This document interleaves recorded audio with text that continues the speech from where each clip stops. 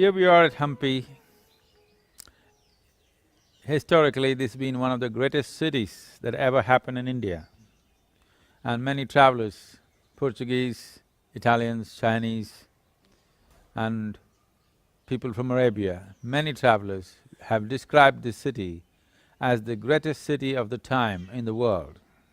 An Italian traveler comes down to say that it is far bigger and greater than Rome. The city covered over 60 miles of circumference. Among these beautiful rocks, which still remains and exudes an aura of fascination, an aura of magical presence, I cannot wonder why they would have chosen a place to set up a city like this in these rocks, because in terms of defenses and the magical presence of these rocks, the place is full of rocks. Probably we will show you some shots later. It's a rocky place, magnificent rocks. A whole lot of them have been broken to build structures and temples, but still the live rocks which are just sitting all over the place create such a magical atmosphere even today. This place has a historicity which goes back into 4,000 year BC. There are caves where even today there are images and carvings in the caves which are over 4,000 years old. And Agastya Muni himself seems to have come, we can say in many ways, because he stepped in here and did something significant here. From then on, there's been no looking for this place. There has been rise and fall, but it rose to its height, true heights, during 13th, 14th century, during the great Krishna-Devaraya era, when it was called as the Vijayanagara Empire.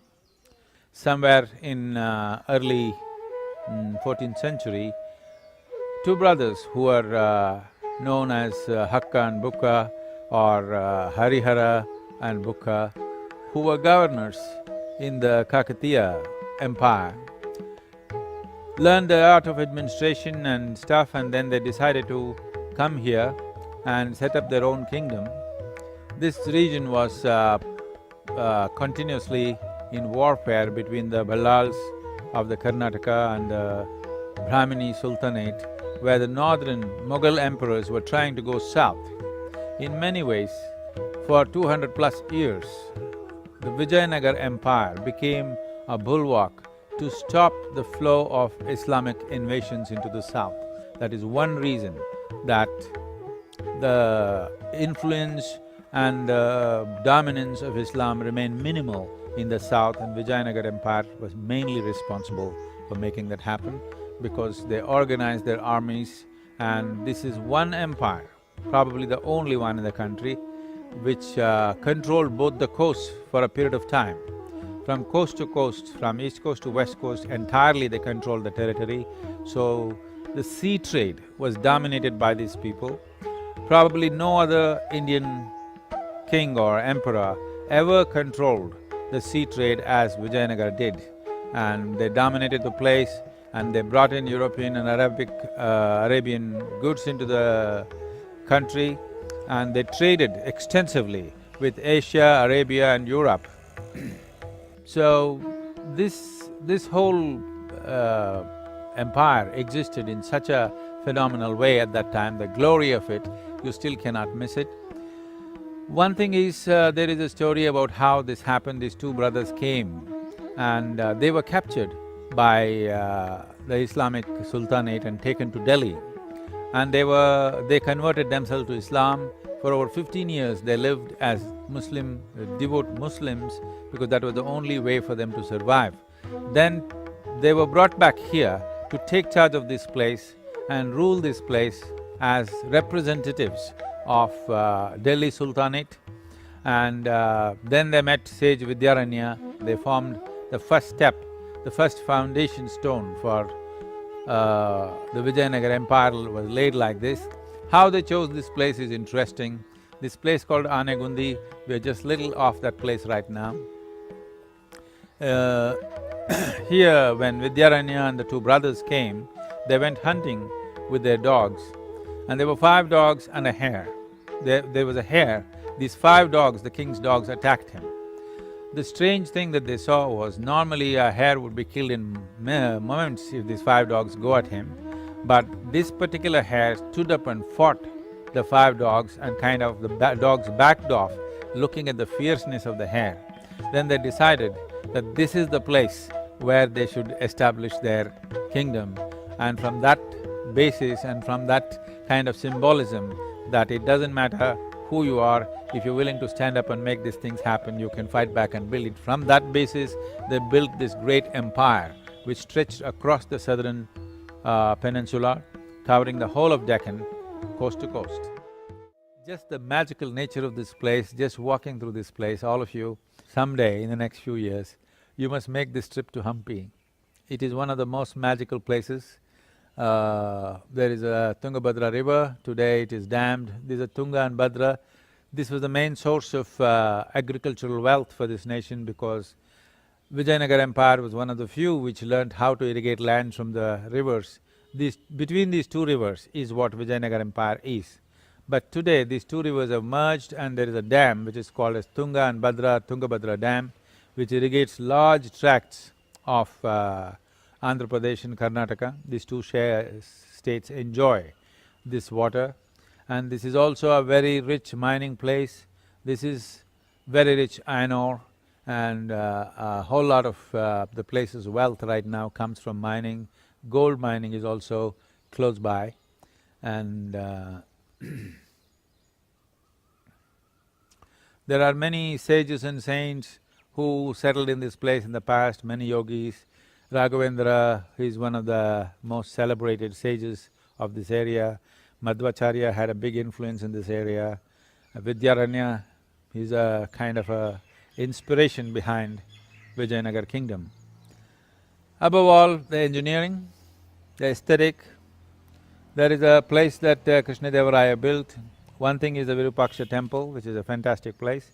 Another is a temple with the musical columns, just columns like this, much thinner. If you just do this, there are 7 columns which bring out 7 notes of the music. Just with your knuckles, if you do this, it brings out those things. Probably we will put in the archive those things, but these days they're not letting you knock it because too many people knocking it down.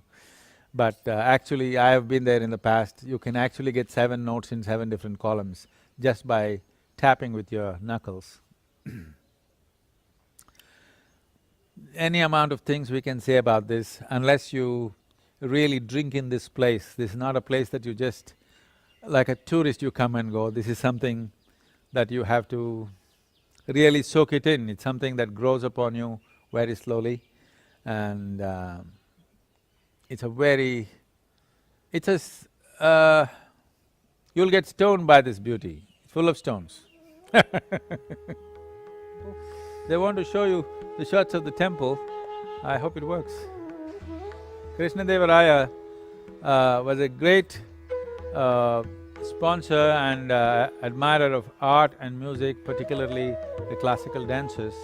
And one of the highlights of his life is that he was deeply in romantic engagement with a dancer who's called Nagala Devi, and he built a whole city for her. Initially, the present or the Vijayanagar was essentially called Nagala Puri. It was built for her. So this was his expression of romance, and you will see dancers carved all over the place, and everywhere you'll see images of dancers, because he was a great admirer of dance and music. And during his time, these art forms evolved in a big way. You see the rocks, the whole place is with with these kind of rocks everywhere. You see the Virupaksha temple tower behind us. This is something you must show on the camera, this rock and this temple here.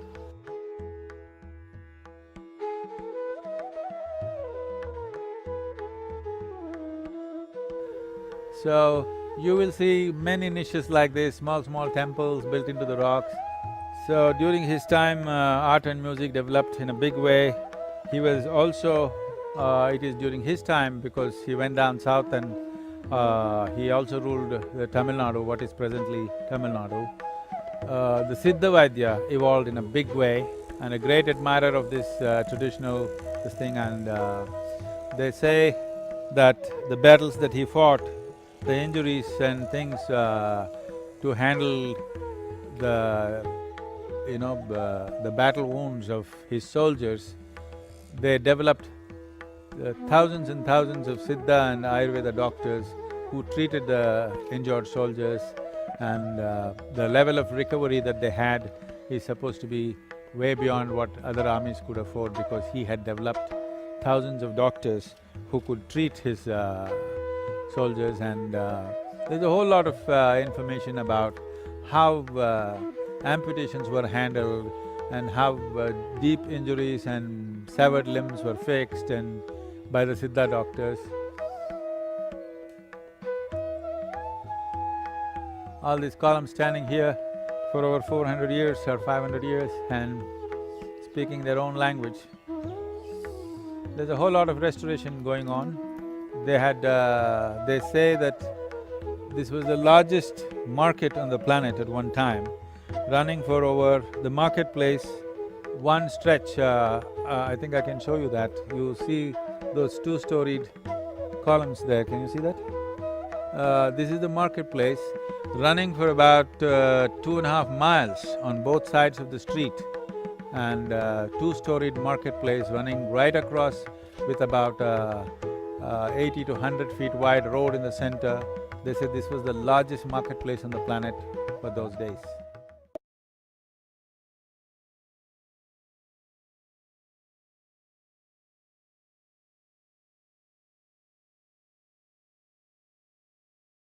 Oh, definitely. It's not because our genes have become weak, we have become weak. Because we have become weak, the next generation will be weaker, unless they really strive. There is substantial scientific evidence to show within a single generation the genetic structure of a particular family or whatever can deteriorate. There is enough evidence to show that. Of course, it can always be revived, but will revival happen, is the question. When you're going to have an electric car to drive from your sitting room to bedroom, or you drive your bed wherever you go to the office, it may happen. Maybe you drive in your bed to your office and work there and sleep there, and because everything is touch of button, or touching buttons also will go away. Probably if you verbally say it, everything will get typed and all the work gets done. And you don't have to use either your body or your brains in any great length. Definitely in a single generation we can fall dramatically. I think it's happening at an alarming rate. If you look at the children today, simple things that all kids would be capable of when we were growing up, today is like circus for a whole lot of children. Only very athletic ones can do it. I was speaking to a group of very elite group in Chennai. Today, these young couples and others who are very well-to-do and in industry and things, they all pride themselves that they are all doing fitness, they're walking on the treadmill, some of them are cycling, and of course all the ladies wearing zero size whatever stuff. They think they're fit. So I asked them a simple question, suppose all you guys are walking on the street, if a tiger came or a flood came or something happened, how many of you can just climb this tree and save your life? How many of you can do this? Only the menial laborers, those who are doing laborer's job on the street, somebody who's building the road or somebody who's digging a hole somewhere, only that guy will save himself, none of you will be able to climb a tree. They said, yes. Then that means what? This is not fitness, you can only walk on treadmill and wear zero size by eating only salads. If you eat anything more, you'll have indigestion. This is not fitness. You think you're fit if you look trim and fit into a particular kind of thing. No, the very sinuses of life within you have become weak. I know this very well because I find it's almost impossible to initiate, I would say, among the people that I meet, There may be people in rural areas who are capable of this, but among the people who come to us, 90% of the people are unfit for any kind of strong Kriya Yoga, because they don't have the body to do it. They may have the wish to do it, but they don't have the body to do it. Their fundamental physical structure, they may look okay, they may look reasonably fit, they can walk, they can do things, but they're not fundamentally strong within themselves. The basic structure is not very strong.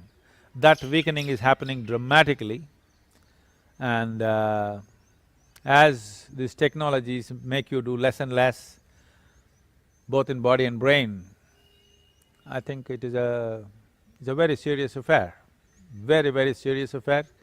It is the survival. Probably that is how we will decimate ourselves, not by bombs or fire or ice or whatever. Probably we just kind of peter out, that we won't have the strength to exist by ourselves. And I don't know. Right now I know a whole lot of people beyond 80, 85 are on kind of different types of life support. This need for life support, the age at which life support is needed, I'm just thinking, I don't have all the facts on this, but I'm thinking in 50 years' time, if we continue like this, the age at which human beings need life support may come down dramatically by 10, 15 years than what it is right now. And that is serious weakening of human structure. And the next generation that generation reproduces will definitely inherit that. And the genetic structure, if it weakens over a period of time, it's definitely of concern. So one of the things that we need to do, the reason when we set up the yoga center in America, we set up a 1,300-acre ashram. Everybody said, this is crazy, Sadhguru, we must buy 25 acres next to Atlanta and do the ashram.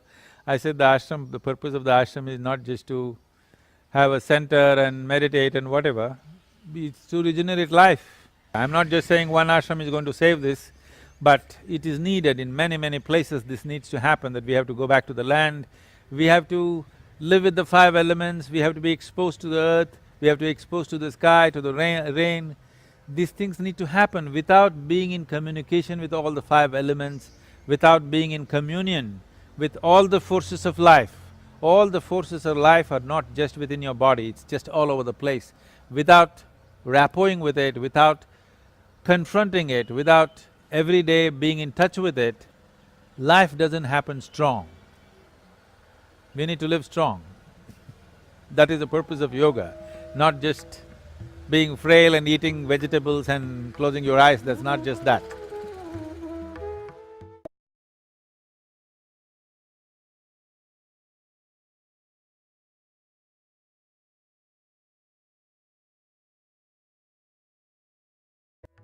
We must understand the need for violence is essentially fear. The more fearful you are, the more the tendency for you to become violent. You will see people who are fearful, first thing is they'll get verbally violent. If they find that whoever is in front of them is physically of less capability, they will also become physically violent. Where there is no fear, the need for violence will come down dramatically. So, why is the fear? What is the fear about? Essentially, the basis of fear is just this. In this a vast expanse of creation, this cosmic space, if you are identified yourself as a little body, this small little person in this vast cosmos, fear is natural. Most people are living in ignorance and trying to avoid fear, but if you really look at it, you are in the middle of nowhere. Maybe you think, yeah, I'm in Los Angeles or New York, but actually, in this cosmos, you are in the middle of nowhere, your GPS cannot tell you where you are. If you really look at it, this tiny piece of life If you're identified only with your biological self, this tiny piece of life should shiver in terror. One way of avoiding this is not look at all those things, think you are the greatest nonsense on the planet and go on. That'll work for some time, and when life and death gives you a taste of it, then fear will come anyway. But transcending fear, what it means is, if you bring your life in such a… if you allow your life to happen in a certain way to you, if your experience of life transcends the boundaries of your physicality, if you handle your body in such a way that your body is as competent as it can be in the physical world, and your inner experience is beyond this physicality of who you are, you will see fear will become equanimous. One thing is you're physically competent, which makes you physically efficient and competent to handle the physical world. One who is physically fit walks into physical situations without much fear simply because of physical competence. This must be done right from very young age. Half the children going to school, you see, they're turning like pumpkins, drinking corn syrup So, when you become like a pumpkin as a child, then Halloween works for you, everything is fearful. If you're fit and competent and you're ready to fight the dragons then your physical self is competent. Because of that, a whole lot of fear is taken care of. And the other dimension is, your inner experience has transcended your physicality, then there is no fear at all. Now, you have transcended violence on both levels because physical is always under threat, we need to understand this. Physical is not a permanent fixture, physical is under threat. When we say we are mortal, what it means is, physicality is under threat always, that's the nature of physicality. Physicality is not an indestructible process, physicality is a fragile process. We can make it strong, but it's still a fragile process. So if these two dimensions are handled, that physical competence of a certain caliber and an inner experience which is beyond physicality, fear is handled. If fear is handled, transcending violence naturally happens. This is what Kalari is trying to do, a discipline which brings an enormous physical competence. At the same time, there is a meditative dimension to it which is striving to bring that experience beyond physicality.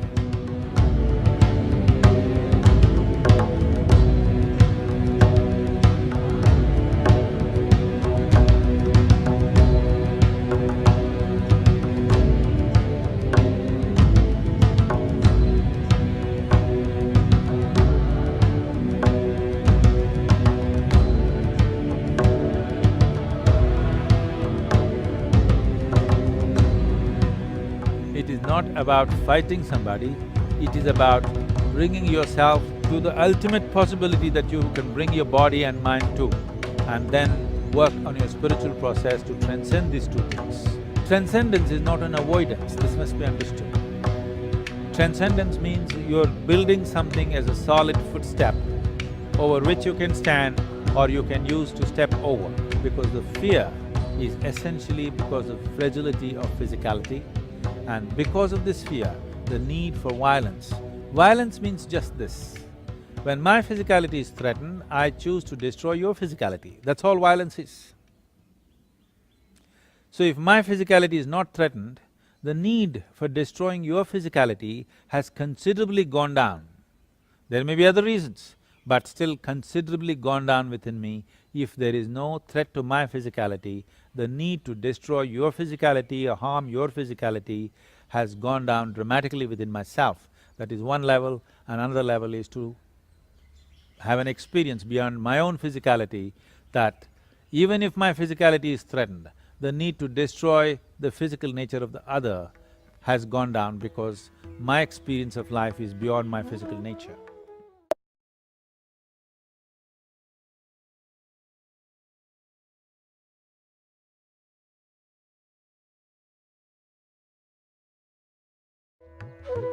I know this manifesting what you want while you're fulfilling your dreams, these have taken on a big, a very a dimension or a size that it should not. People setting their goals of life at the 18, 20, that I want to become this or that. I'm not saying it's wrong, I'm not saying it's not necessary, it is to some extent. But I see particularly in the West, essentially in America, this is something I would like to change. Yes, by maintaining a certain mental focus, you can achieve a few things, but we have to redefine what is achievement. Just because you got what you wanted, that does not mean you have achieved something in your life. This is a very mediocre way of curing human nature. What few material things that you want, either in terms of profession, relationships, or as you said, you added community projects, that is also one kind of career. So right now this little auto rickshaw, which is supposed to take 3 people in it, carrying 10 people, somehow he zigzags up this hill and makes it to the top, it's an achievement. He switched off his engine, probably sitting for a chai. So it's an achievement. I'm saying it is not an achievement. Yes, socially it is relevant. Personally, economic and other benefits may be there. Yes, few things have to be done like that, I'm not questioning that. But if you're looking at… if you're calling this a vision, sorry, I wouldn't call this a vision. This is a petty desire which could have been done in so many ways. These things have become big in people's minds because they have set their goals. Like I've always told you in the very beginning of the… usually probably in the very introduction of the inner engineering program, we talk about this. In yoga we say if you have one eye set on the goal, you have only one eye to find your way. A one-eyed man thinks he has done a great thing because he found his way home. Somebody who can see clearly, he doesn't think much of finding his home because it's the simplest thing that you can do. So I'm saying without enhancing the human being, we set some petty goals, like this little engine which doesn't have the power to go up this hill. Now it sets up this goal and it thinks it's done a great thing reaching there. But if it built itself into a more powerful engine, without effort it would be there. This is where human focus should be. Human focus should not be about what should I become, what should I have.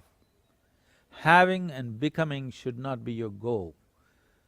It should be about how can I enhance this life. When I say life, I'm not talking about your profession, your career, your relationships, your community projects, no, I'm talking about this life.